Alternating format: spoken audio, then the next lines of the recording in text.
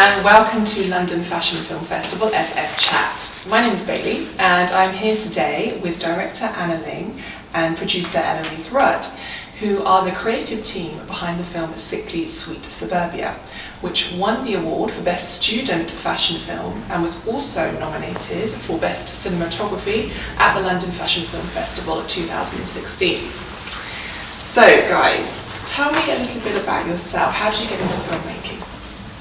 Well, I studied completely something different. I studied 3D and craft, so it was very hands-on making based, making into sculpture in the end. But I had loads of film friends like Ellie, and I love creating concepts for anything visual, so that's how I started filmmaking.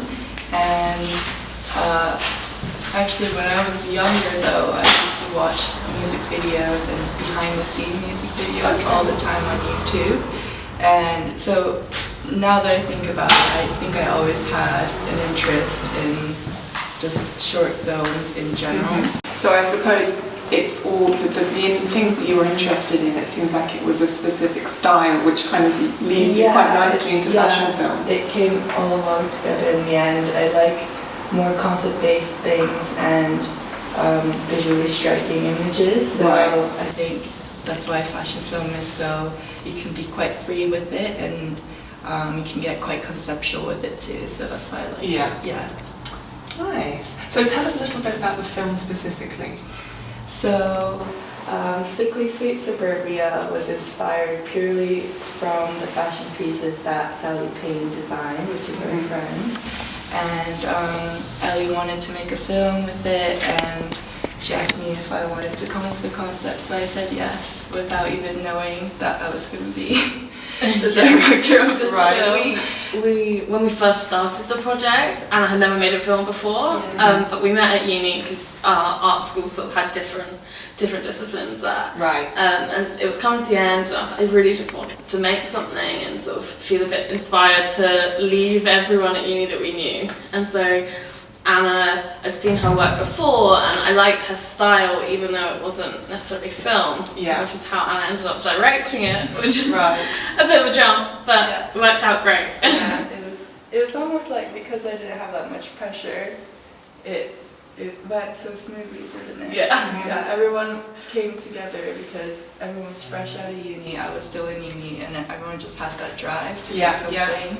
And it was like such a short period and such a small crew as well, but we all like just pushed through and made it. It was really fun. How did you choose your cast?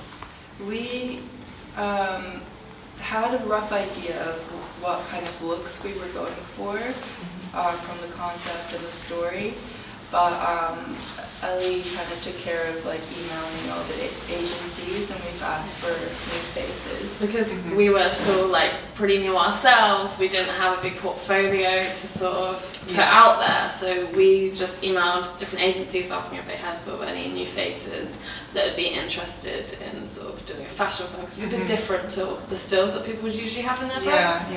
And then we had a casting in London. I can imagine, like from a performer's point of view, it would take quite a lot of control to do what you want to do, you know? Yeah, we definitely took a lot of shot for each pose, but the way we shot it, it was actually, they only had to pose still for about 2, 3, 5, up to 5 seconds max. I thought you could say 5 minutes then. No, it was really quick, so a few seconds. Yeah, a few seconds. But I think something that we found in the casting was that most models are used to, if they hear the click, if they hear a flash, they move, they change positions, and it took quite a bit of, in our casting session, to be like, right, just one pose, and that's all you need. And see what they can come up with. And then on set, though, we just basically compose them, see what the best pose is for the composition, and then we just kind of shot it and make sure it looked good.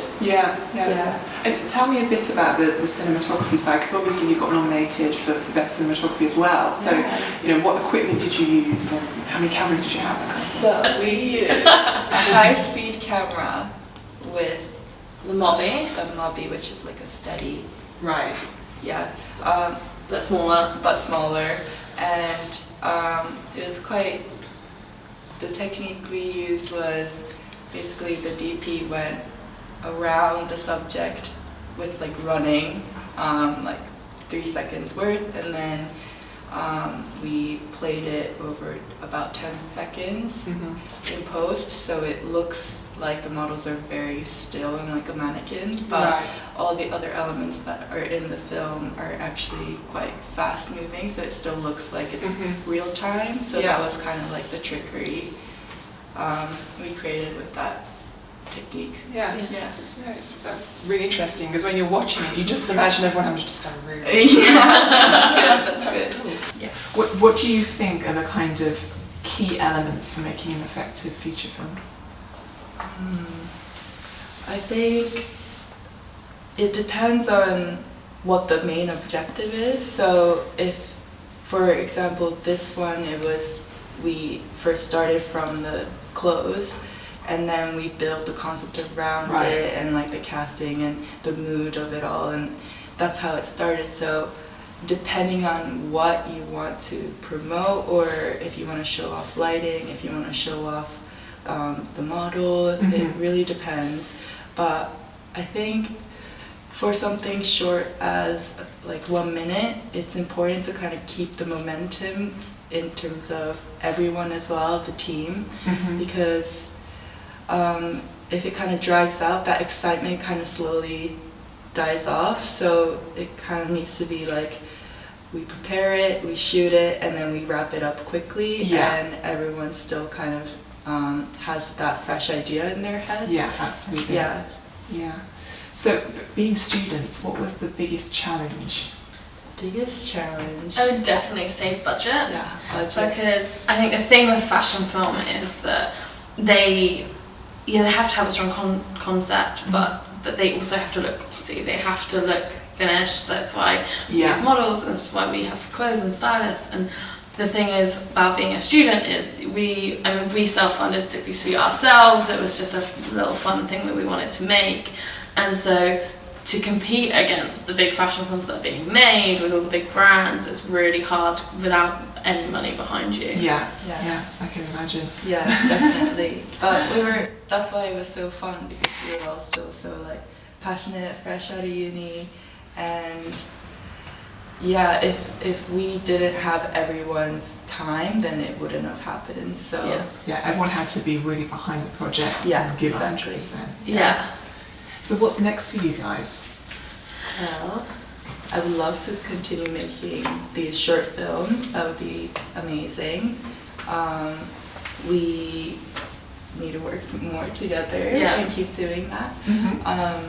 And now I'm living in New York, so hopefully I can just continue this journey over there as well. For me, I don't like to plan too far ahead in the future. I couldn't say what's next for me. I've still been making a few things and getting it out there and working with sort of more teams, and that's really great. And now we're not students anymore, sort of the teams, the gear, the cameras, everything we're working with is just like an extra level up, which is great. So I think for me the next step would be to start working with some like bigger brands and actual like commission projects. Yeah, but would you like to still stay within the fashion area or genre? I would definitely, but I also want to test out some more, like still short content, but definitely some more things. But I think fashion film is definitely a little niche in my heart. Yes, for me too. I like fashion films because you can be free with what you want to convey, and there's so many different ranges of fashion as well. It doesn't have to be all glitz and glamour. It can be very raw and edgy. It can be cultural as well. There's so many different parts to it that you can really experiment with. So yeah, fashion film is definitely something I could see myself doing, but also short films and just something just visually striking. That's all I want to do. Yeah, you just want them to just look beautiful. Yeah, exactly. Final question, what advice would you give to aspiring filmmakers?